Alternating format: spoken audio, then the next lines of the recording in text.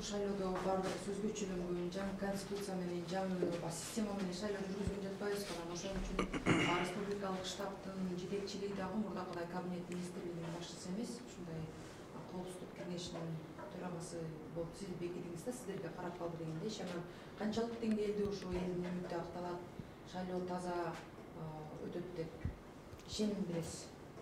Эми ушул эки штабты жетектөөгө мен мамлекет башчысынын мага болгон ишеними деп ойлойм.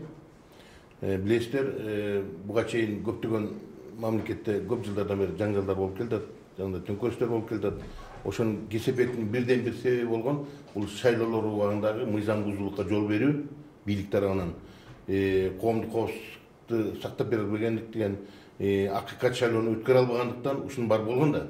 Мына биз ошондон чоң сабак алышыбыз керек да. Эми азыркы 28 ноябрда боло турган шайлоону биз таза өткөзүш керек. Таза, акыйкат жана мыйзамдуу өткөзүш керек.